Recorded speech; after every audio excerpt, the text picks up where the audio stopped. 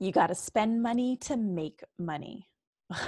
We've all heard this before. It's a classic bro marketing tactic to scare people into buying. With the conscious collective evolving into a more heart-centered space, bro marketing is dying. More and more people are feeling disgusted by the bro marketing style and are craving something that feels more genuine and real. Tune into this edition of Thursday's Thought and learn what bro marketing is, why it's dying, a powerful reframe for sales, and 5 tips to enroll people into you. Today's episode is sponsored by my advanced digital training, Unleashed and Unapologetic, How to Become a Thought Leader and Create a Cult Following. If you dig my vibe and you want more coaching and mentorship from me, this is the perfect place to begin. Learn more at rubyfremont.com/unleashed. And finally, whether you're new to this podcast or you're a loyal thought leader, thank you very much. Please make sure that you take a moment to drop a rating and review on iTunes right now. Now it is time to dive into this edition of Thursday's Thought. Welcome to today's Thought Leader, where I'm challenging you to rise up, speak up, and create a movement. I'm your host, Ruby Fremont, and I'm here as a catalyst for you, the new generation of thought leaders. Join me every week as I dive into raw and real conversations that will help you amplify your presence, influence, and impact.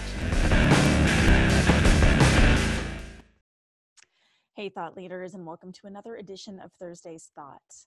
Today, I want to jam about bro marketing. Now, maybe you've heard the term, maybe you haven't, but bro marketing is a thing. And in my opinion, it is dying. So let's talk about what bro marketing is. So bro marketing is the shit that you see online where it really feels like someone is trying to twist your arm into buying something, into signing up for something, into being part of something. It's where people are advertising or promoting their shit online and they're treating customers like numbers, just churning out the numbers. They're focused on the bottom line, and you can sense that from their copy. It's very much a sales first, people second mentality. And quite frankly, a lot of people find it sleazy. So this isn't to call out people in a negative way that are doing this. I believe that if you've been in the online space over the last like 5 to 8, maybe even 5 to 10 years, you've most likely engaged in some form of bro marketing. But the truth of the matter is, and numerous studies have shown this, is that bro marketing is dying. This sense of trying to shove your products down people's throats and being super in your face, like that is dying because people are waking up. The conscious collective is waking up. And as a purpose-driven thought leader on a mission, your job is really to evolve and pave the new way of doing this work, pave the new way of marketing what it is that you have to offer, right? Because you've got products, you've got services, you've got things that you want to, AKA sell to your audience, right? So how do we then do this in a way that aligns with your audience, in a way that is not going to make them feel like they, just hit the sleaze bank, right? That they just got a massive dose of sleaziness. How do we do this then? If bro marketing is dying, how do we do this? One of the things that we have to stop saying is you gotta spend money to make money. Yes, it can be true and it can be false, right? We can learn on our own. People can learn on Google. People can learn how to do their own shit and make money that way.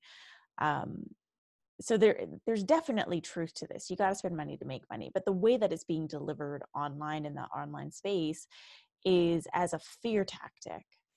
You know, if someone is on a call with, an enrollment call, and they're hesitant to spend the money, and the coach or the consultant says, you got to spend money to make money, that is putting on a false sense of fear onto them. You know, maybe they're like legitimately not ready, or even better yet, if they're on the fence, then the consultant or the coach hasn't done their job in enrolling them, period. Okay, they're not interested enough to enroll. Another thing we have to stop saying is, and I hate this one, I can't tell you how much I hate this one. If you're not willing to invest in yourself, you're not a real leader, or you're not a real entrepreneur. Like, what the fuck? I've actually had several people say this to me. And the thing that irks me the most about this is most people will say this before even considering asking the question, what have you invested in the past? Or what courses or programs or products or coaches or mentors have you invested in the past?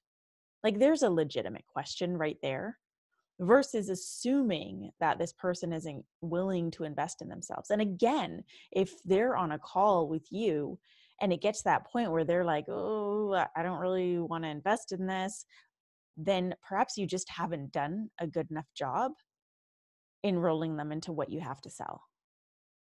Okay. And that's the truth that a lot of people aren't telling you. Like, if someone is iffy at the end of the call, you probably have not done a good enough job enrolling them in what you have to sell. There's also the false sense of urgencies. You know, I always laugh when people put deadlines on digital products.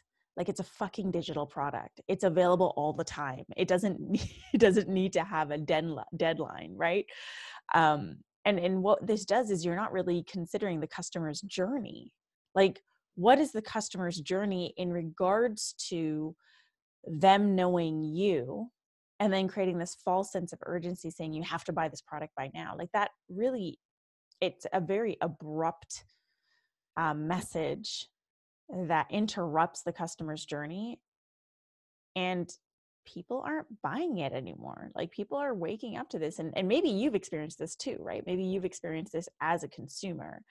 The other thing that I've seen people do a lot, and this is very much bro marketing, is poaching from other posts.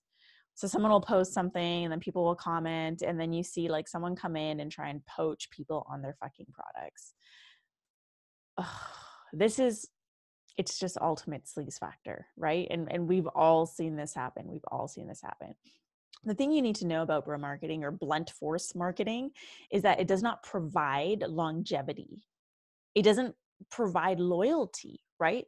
There again, it's just sales first, people second. They're just looking to create a quick buck. And sure, it might work, and there's a reason why it's been around for so long. At one point in time, it did work. Again, like, we've probably all shown or displayed some form of bro marketing in our journeys, and it's worked, but it doesn't provide longevity or loyalty. And as a thought leader, I'm going to go ahead with the assumption that you are here to create loyalty with your audience, right? So what do we do instead? Well, number one, I want you to stop thinking of selling as selling. I am a big fan of reframes. And selling can often feel like you're pushing people into something, or you're just selling them on something, versus enrolling. Doesn't enrolling sound so much better? Enrolling them in your digital products, enrolling them in your services, enrolling them in your packages, enrolling them in your programs. So start thinking of selling as enrolling. And then second, you have to understand that with enrollments start with you enrolling them into you first. You have to enroll them into you first, okay? You're not enrolling them into your products or your services or your offers or anything else. You're enrolling them in you, okay? So I want to give you 5 things that, again, this is my personal opinion. I'm not like a super expert in marketing, but this is what has worked for me. And this is what I've seen work for other purpose-driven thought leaders. So let's talk about what actually enrolls. And again, remember, I'm talking about like enrolling people in you, because once someone is enrolled in you, once someone really likes you and trusts you, then it makes it so much easier to then invite them into something to dive deeper, whether it's a digital product, a program, an offer, whatever it is. So the 5 tips to enroll. Number 1 is congruency. You have to be congruent. And what this means is you have to be in agreement or in harmony with what you stand for, right? So many people, I can't tell you how many clients I've worked with that are so focused on selling their products or their coaching programs, and they get into this state of desperation because they need to make money. And they forget all about their purpose and their mission, and they say they're all about it, and yet they're not, right? They're not really embodying it. They're not really the fullest expression of their mission or their purpose. You need to be fucking congruent, because congruency enrolls people. So be in agreement, be in harmony with what it is that you stand for, be in harmony with your mission, be in harmony with your values, be in harmony with your purpose, so that when people see you, they understand what your purpose and your mission is about just from your presence. The second tip to enrollment is integrity. Oh, there's such a lack of this in the online space, and we got to bring it back. We got to bring it back. Okay. Integrity is being honest and having really strong moral principles. So in order to be integral, you first need to understand, what are these moral principles that you stand for? What are your values? What do you value most? Like, take a moment today after you listen to this to write down your top 5 values, the top 5 values of your business and your life, of your mission. And that is what becomes your strong moral principles. And that is what you need to be honest about and stand by. And then every single action and every single choice that you make from that moment needs to align with those values. And that is how we remain in integrity, right? That is how we remain in integrity. So if someone is trying to sell them into their like $10,000 program, and this potential client really only makes like $500 a month, like, that is not in integrity. Like, you have just gone after the wrong fucking potential client. Be in integrity with yourself. So the third tip to enrolling is authenticity. So being genuine. A lot of people talk about authenticity as being real. I like to talk about authenticity as being genuine, because being genuine begins with you being genuine with yourself, and then being genuine in all your conversations and all your connections with your audience. Like, really show up and genuinely show up for them. Don't just show up so you can make a sale. And we all know people who've done that. Maybe you've done this, and I'm calling you out on it. Don't just show up in people's DMs. Don't just start conversations for the sake of making a sale. Start a conversation, ask them how you can support them, and be fucking genuine about it. Like, you genuinely want to support them. Okay. Number 4 is transparency. So this is the idea of hiding nothing. Now, I'll be real with you. What you see online, for me, for example, is probably like 15-20% of my life, if that. So I'm not talking about being transparent in showing every single aspect of your life. Like, you don't have to walk around with a fucking camera tied to your head. That's not what I'm talking about. What I'm talking about is being transparent in a way that really connects with your audience, right? Don't be afraid to talk about your failures. Don't be afraid to talk about your fuck ups. Don't be afraid to talk about the things that you've experienced, because that is what creates connection.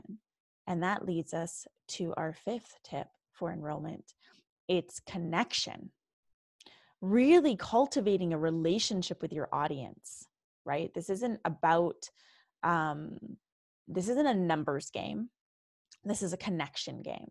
This is about creating real connections, real relationships with your audience. So taking the time to genuinely and transparently connect with them, right? And take a genuine interest in them and have real conversations with them.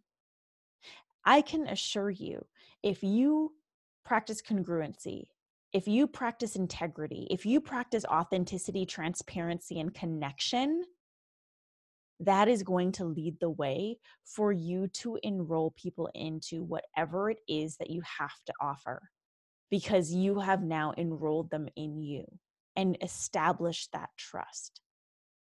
This is, again, in my opinion, where I see things going in the marketing space and where I see things going for enrollments. And as a thought leader, you're here to create an impact. And so your services, your offers, your programs, they matter. And enrolling people into those things, that matters, right? Because that is how you're going to continue to deepen and widen your ripple of impact. So focus on enrolling your audience into you first by practicing congruency, integrity, authenticity, transparency, and connection.